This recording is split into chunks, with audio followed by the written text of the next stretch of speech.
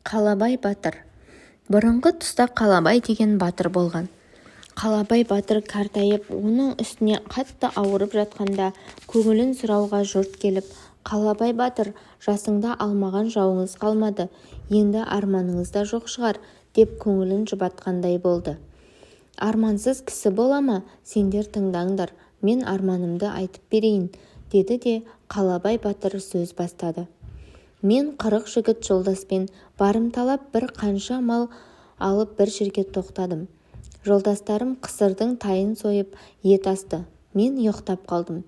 Мен ұйықтай қалған мезгілде астына Қаракөк атты, үстіне түйе шекпені бар бір қарт келді де, бұл кімнің қосы деп сұрапты. Бұл Қалабай батырдың қосы. Қалабай батырдың қосы ма? Депті де атынан түсіп, ердің қасына атын қаңтара салып, қазандағы етті түсіріп алып жейді де жүріп кетті. Жолдастарым қорыққаннан бір ауыз сөз айтпаған. Сасқанынан бір тай сойып қайтадан ет асып қойыпты. Мен ұйқым қанып, ет пісті ме деп сұрағанымда, ет қайнаған да жоқ, деді жолдастарым қорыққандарынан қалтырап. Батыр, етті бір кісі келіп жеп кетті, қайтадан тай сойып ет асып қойдық, деді. Бұл қандай неме? Мені басынғаны ма деп, әкел атты, дедім. Жирен атты мініп қалай кеткенін сұрадым. Бағытын біліп қуа жөнелдім. Бір дөңге шыға келсем, көз көрім жерде кетіп барады екен. Мен қуып жеттім. Келген бойымша сойылмен көк желкеден салдым. Менің соққымды керексінгенде жоқ. Сол бойымен үндемей жүріп отырды. Қандай кісі болса да бір соққанда қалпақтай ұшырушы едім. Бұл қалай деп таң қалдым да, және бір соқтым. Оны да бет шаққандай көрмей жүріп отырды. Қайтып кетуге ұялдым да, не де болса мұның жайын білейін деп, артынан ілесіп жүріп отырдым. Сол жүргеннен жүріп бір өзеннен өттік. Осы кезде алдымыздан бір топ құлан қашты. Құланды жаңағы кісі қуа жөнелді. Артынан мен де қудым. Құланның ішінде бір ақсақтауы бар екен. Әлгі кісі соның құйрығынан келіп ұстады да, мынаны ұстай тұр, мен және біреуін ұстайын деп құланды маған бере салды. Құланның құйрығынан ұстап мен тақымына бастым. Сол кезде құлан мені ат-матымен домалатып кетті. Құланнан айырылып қалдым. Менің айырылғанымды көріп, ол кісі құланды қайтадан ұстады да, жігіт десем жігіт емес, тібіт екенсің ғой, деді де құланды құйрығынан алып, жерге бір қойып бас салып бауыздады. Өзеннің жанына алып кел, мынаны сой да ас, деді маған. Жанына байлаған тай қазаны бар екен. Шешіп алып берді де, мен кішкене дем алайын деп, өзі жатып ұйықтап қалды. Бұрын өзіме тамақ асушы еді, енді өзім біреуге аспазшы болып ет астым. Тезек теріп етті қайнаттым. Қазан асулы, от жағулы, шал ұйықтап жатыр. Қазанмен ісім жоқ, осының не қаруы бар екен деп, ақырын басып жанына келдім. Түйе шекпенінің астын ашып көрсем, қойнында темір шоқпары бар екен. Ақырын саумалдап, темір шоқпарды шығарып алдым да, мұны өлтіріп кетейін деген ойға қалдым. Шоқпармен қақ маңдайдан салдым. Былқ етпеді. Екінші рет ұрайын деп едім, шоқпарды көтеруге қолымның күші жетпеді. Ол шоқпарды алған жеріме қайтадан қойдым. Мен онымен әуре болып жүргенімде от сөніп қалыпты. Сасқанымнан отты жағып қазанды қайнаттым. Бір мезгілде шал оянды да, ет пісті ме? Деді. Ет піспесе де қазанды алдына әкеп қойдым. Маған қарап, бері кел, бірге отырып ет же, деді. Қорыққанынан бір жапырақ етті азар жұттым. Басқа етті түгелімен өзі жеп алды. Атына мініп алып жүріп кетті.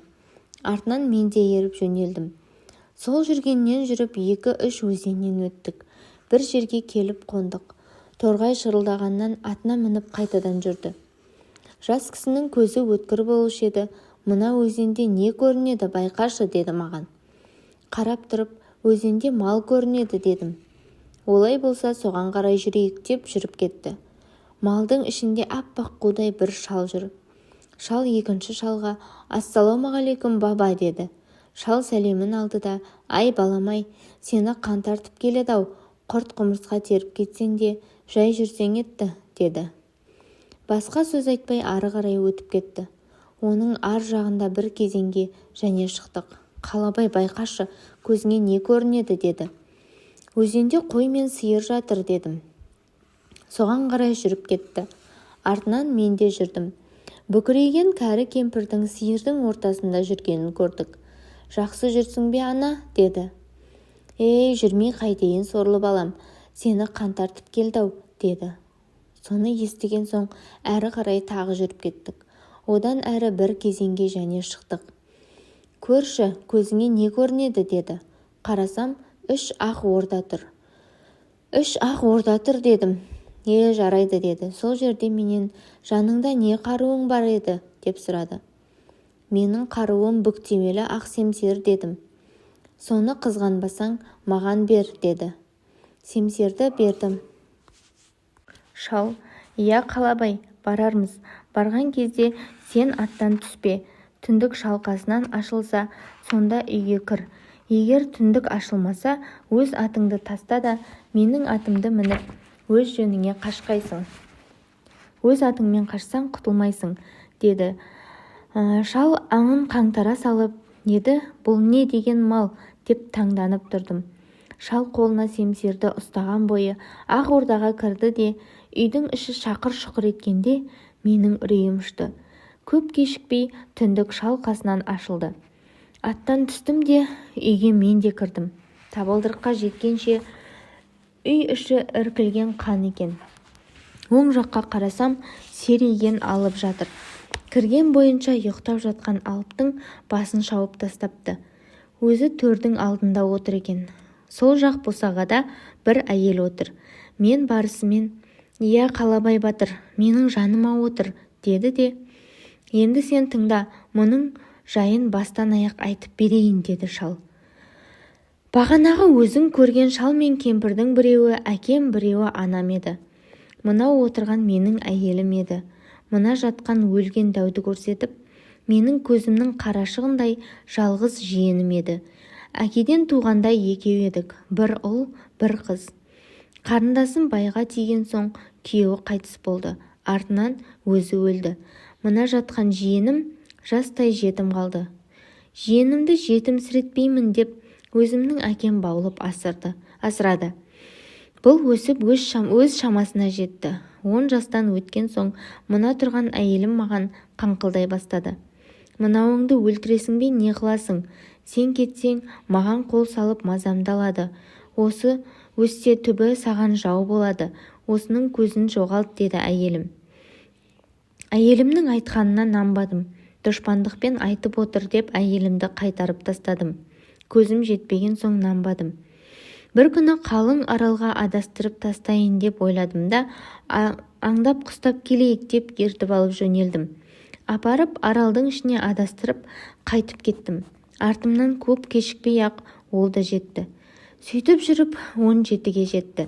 Бір күні екеуміз бірге малға шықтық. Бір жерде демалып отырғанда маған, нағашы, екеуміз күш сынасақ қайтеді, деді. Осының күшін байқайыншы деп мен де ойладым.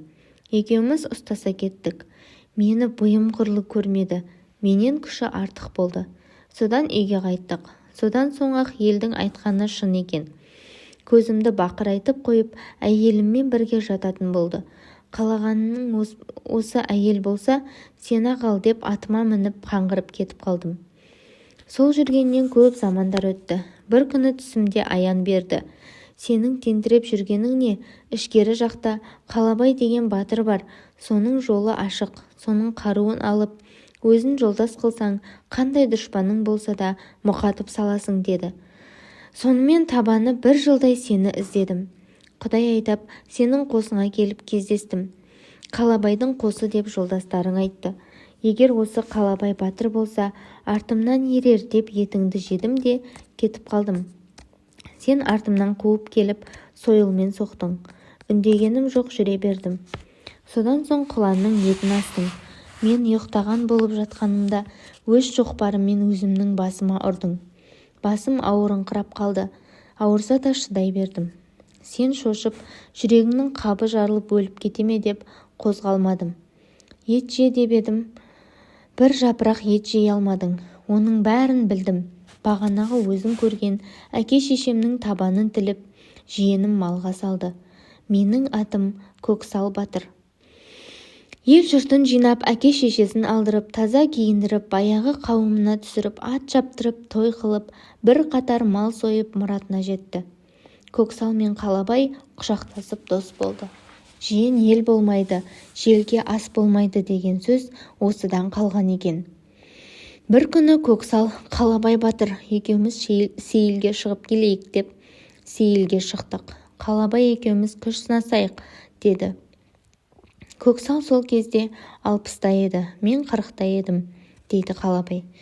Кезек сенікі, қандай өнерің бар? Көрсет, деді Көксал. Менің өнерім екі қолымды жанып алып, түйенің ортан жілігін ұрғанда сындырушы едім, дедім.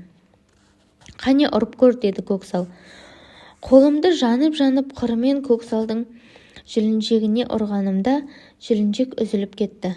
Көксалды үйге алып келдім. 3 жылғы ту биенің қазысына орап, табаны 1 ай емдедім. 1 ай 10 күнде Көксал аяғын басып жүретін болды. Бір күні сейілге шықтық.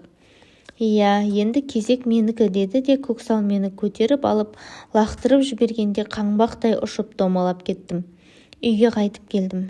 Ертеңіне еліме қайтуға Көксалдан рұқсат сұрадым. Кетерімде Көксалдың көк атын сұрадым. Көк атты қайтесің, кәрі ғой, саған ат болмайды. Мен кеткенде осының інісі құлын қалып еді. Сол малда жүрген шығар, деді. Малда аралап жүріп, атты тауып алды.